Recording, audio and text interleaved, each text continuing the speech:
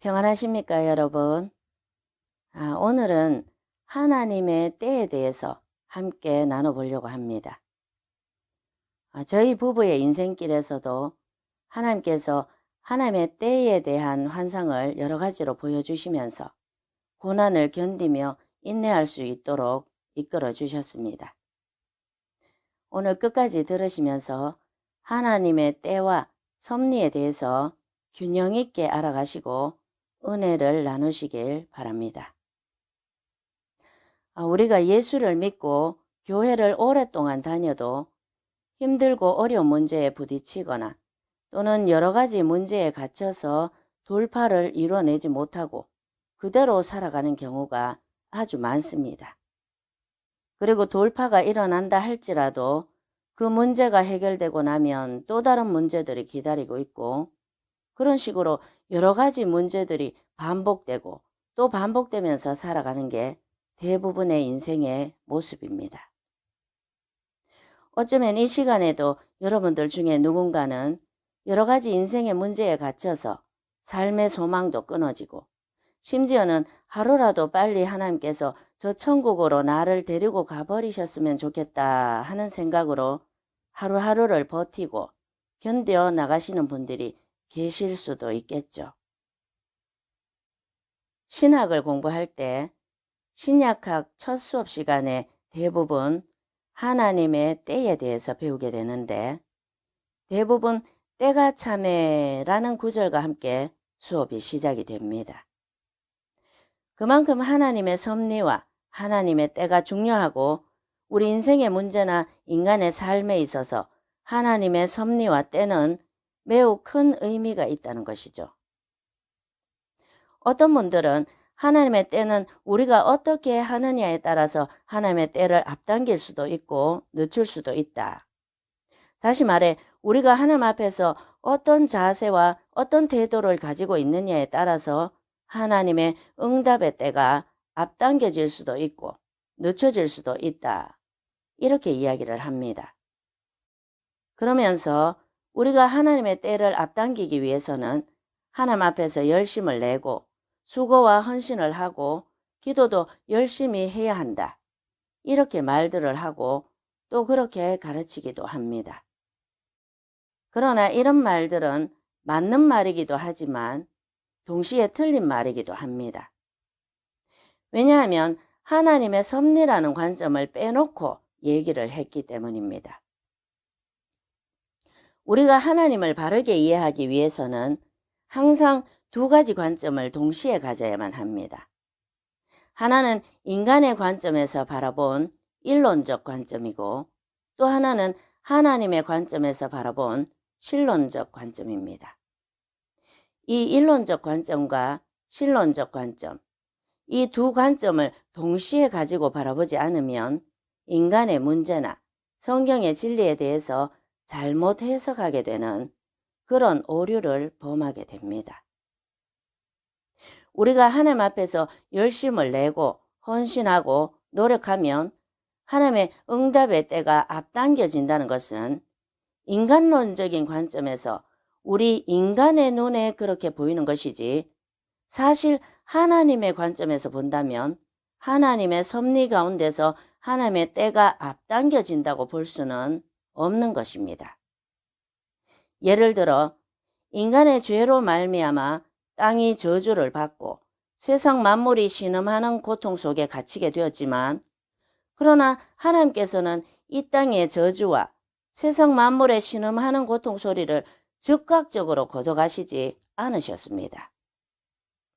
갈라디아서 4장 4절 말씀에 때가 참에 하나님이 그 아들을 보내사 여자에게서 나게 하시고 라고 되어 있습니다. 바로 때가 참에라고 말씀하고 계신다는 거죠. 하나님께서는 모든 저주와 고통을 완전히 끊게 하실 예수 그리스도를 인간이 범죄하자마자 즉각적으로 보내주신 것이 아니라 갈라디아서 4장 4절의 말씀처럼 때가 참에 이 땅에 보내주셨다는 것입니다. 예수 그리스도를 이 땅에 보내달라고 인간들이 뭔가를 열심히 노력하고 헌신하고 기도를 했기 때문에 하나님께서 하나님의 때를 앞당겨서 그리스도를 보내주신 것이 아니라 하나님의 경륜과 하나님의 섭리 가운데서 하나님의 정하신 기한에 하나님께서 그리스도를 이 땅에 보내셨다는 것입니다. 이것은 이 땅에 오신 예수님도 마찬가지였습니다. 예수님은 하나님이셨지만 하나님의 섭리 가운데서 인간인 마리아와 요셉의 가정에서 자라게 하셨습니다. 그리고 하나님이셨지만 여느 다른 아이들과 똑같이 교육을 받고 목수일도 배우면서 자라게 하셨죠. 그리고선 하나님의 섭리 안에서 하나님의 때가 이르자 성령으로 세례를 받으시고 비로소 공생애를 시작하게 되셨습니다. 예수님께서는 하나님이신데도 불구하고 하나님의 때, 하나님의 시간이라고 하는 하나님의 섭리 가운데 친히 스스로 속해 계셨다는 말씀이죠. 이것뿐만이 아닙니다. 베데스다 못 주변에 누워 있었던 38년 된 병자도 마찬가지입니다. 자신의 병이 낫기 위하여 늘 베데스다 못가에 누워서 누군가가 자기를 베데스다 못에다 넣어주기만을 기다렸던 사람입니다. 어느 날 하나님의 섭리 안에서 하나님의 때가 이르자 예수님을 만나게 되었고 즉시로 병이 낫게 되었습니다. 그런데 여기서 우리가 주목해야 할 점은 그때 베데스다 못 주변에는 그 사람 혼자만 있었던 게 아니라는 것입니다. 성경에 보면 베데스다 못 주변에는 행각이 5개가 있었고 그 안에 많은 병자와 맹인, 다리 저는 자와 혈기 마른 사람들이 누워 있었다고 말을 합니다. 그런데 그 많은 병자들을 예수님께서 친히 타넘고 가셔서 38년 된 병자를 고쳐주시고서는 또다시 다른 환자들을 타넘고 오셔서 당신이 가실 길을 계속 가셨다는 말씀이죠. 좀 이상하지 않습니까, 여러분? 예수님께서는 거기 있는 다른 병자들을 다 고쳐주시지 않으셨습니다. 예수님이 사랑이 없으셔서 그랬던 걸까요? 이것은 인간의 관점, 즉 일론적인 관점에서 본다면 그것은 도저히 이해가 안 되는 그런 사건입니다. 그러나 하나님의 관점, 즉 신론의 관점에서 본다면 그것이 바로 하나님의 섭리, 하나님의 주권, 하나님의 때, 하나님의 시간이라는 것으로 설명이 되어줄 수 있다는 것입니다. 여기까지 말씀드리면 여러분 마음속에 그러면 하나님의 섭리 가운데서 하나님의 때와 기한이 이미 다 정해진 거라면 내가 노력해도 아무런 소용이 없겠네? 이런 의문이 생길 것입니다. 이것이 바로 오직 신론의 관점에서만 바라본 것이기 때문에 이런 생각 또한 옳다고 볼 수 없고 균형 있는 생각이 아닙니다. 아까도 말씀드렸지만 일론적 관점과 신론적 관점, 이 두 가지 관점을 동시에 가지고 바라봐야 인생의 문제나 성경의 진리를 균형 있게 받아들일 수가 있는 것입니다. 갈라디아서 6장 9절 말씀에 우리가 선을 행하되 낙심하지 말지니 포기하지 아니하면 때가 이름에 거두리라 라고 말씀하십니다. 이 말씀의 뜻은 우리가 하나님의 때를 맞이하려면 우리가 포기하지 않는 것도 매우 중요하다는 그런 뜻입니다. 이 한 시간만으로 하나님의 주권이나 하나님의 섭리나 하나님의 때, 하나님의 기한에 대해서 모든 것을 다 말씀드릴 수는 없습니다. 그리고 짧은 시간에 이렇게 설명을 드리다 보면 설명이 충분치 못해서 어떤 분은 오해를 해서 받아들일 수도 있습니다. 그러나 우리가 우리의 삶의 모든 문제를 대할 때 하나님의 섭리와 하나님의 때, 하나님의 기한을 빼놓고 인간론적인 관점으로만 우리의 문제를 바라본다면 우리는 하나님을 오해할 수밖에 없고, 하나님은 사랑이 없으신 분 같고 하나님이 나만 미워하는 것 같은 그런 생각이 드실 수도 있습니다.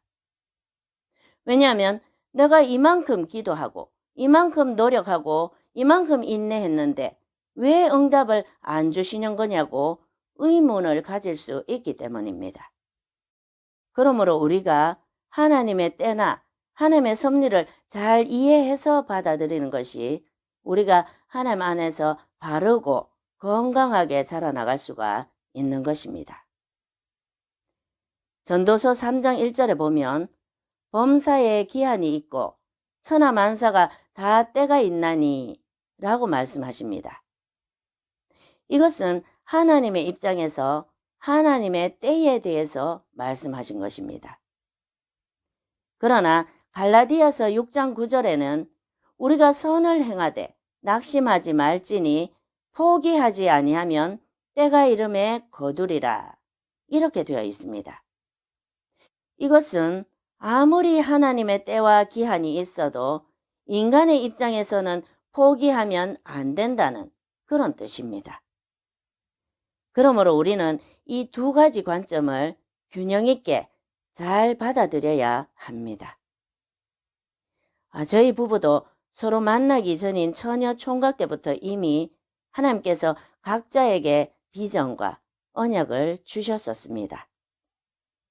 그러나 서로 만나서 결혼을 하고 이 길을 계속 오면서 비전과 언약이 이루어지기는커녕 하나님께서 살아계시기는 한 건지, 하나님은 나만 미워하시는 건 아닌지 도대체 이해를 할 수가 없는 그런 상황에까지 이르게 되었습니다. 그런데 하나님은 안 계셔. 내가 쏘은 거야. 이 길이고 뭐고 다 때려치우고 다 그만둘래. 이렇게 생각하고 다른 일을 진행시키려고 할 때마다 하나님께서는 신기하게도 그때마다 말도 안 되는 신기한 일들을 일으키시고 저희 부부의 인생에 하나님의 강력한 손길이 역사하고 있다는 것을 도저히 부인할 수 없도록 만드셔서 또다시 이 길로 되돌려 놓곤 하셨습니다.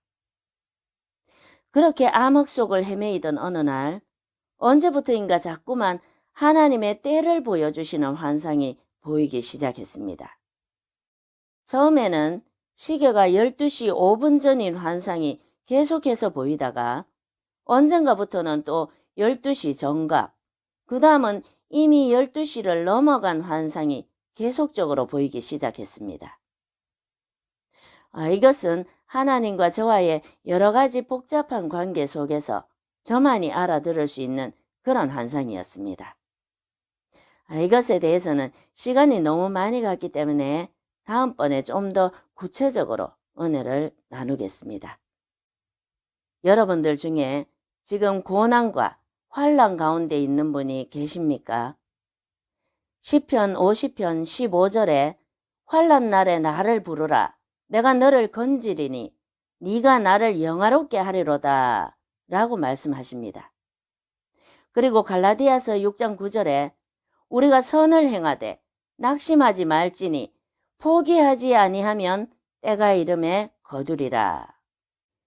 이 두 구절 모두 다 하나님의 기한과 하나님의 때가 하나님의 섭리 가운데 있지만 그럼에도 불구하고 인간의 입장에서 환난과 낙심을 당했을 때 어떤 자세를 가져야 하는지에 대해서 말씀하고 계십니다.